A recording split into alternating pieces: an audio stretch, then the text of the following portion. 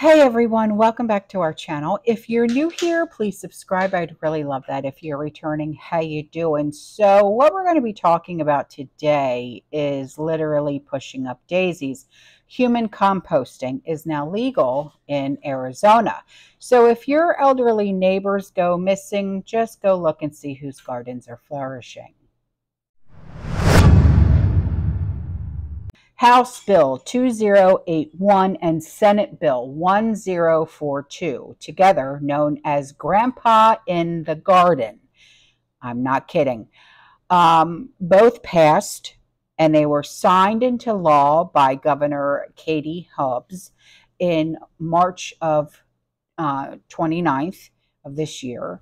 As such, Arizonians will now have the ability to compost their perished loved ones, allowing their remains to be spread on gardens and farms as fertilizer.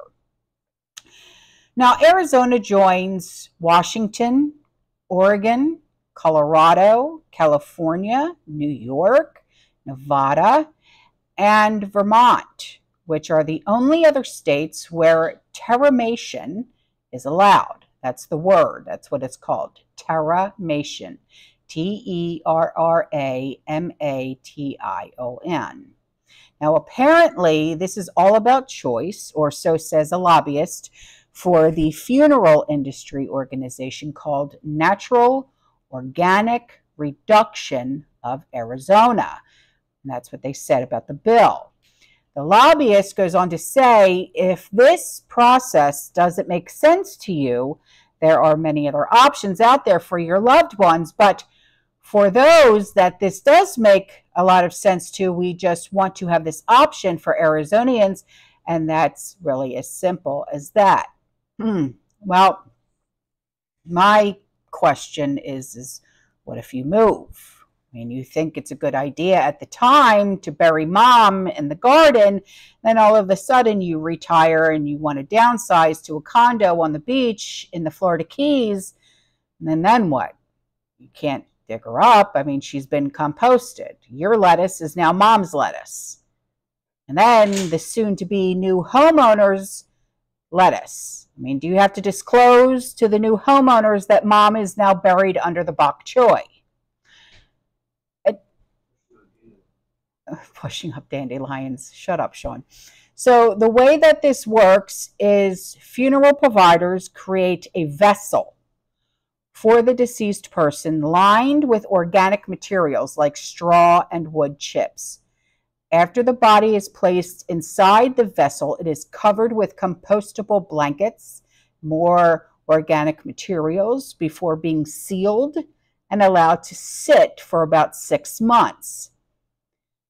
After the 6 months has passed, the remaining soil is given to the family to do with it as they wish, which may be creating a garden out of it. And then the entire process costs about $6,000, which is a heck of a lot cheaper than other burial services. But still, I mean, the process is called terramation, like I said, and it's done by a company called Return Home.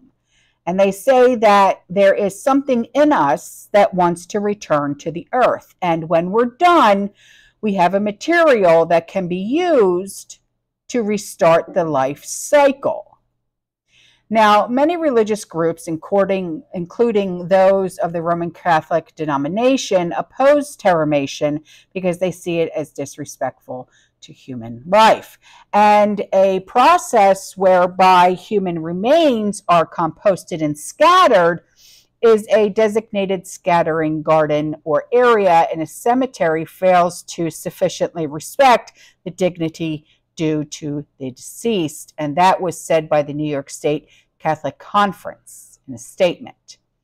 So in Washington State, most people who compost their loved ones end up donating the remaining soil to groups that then spread it on a private protected forest land.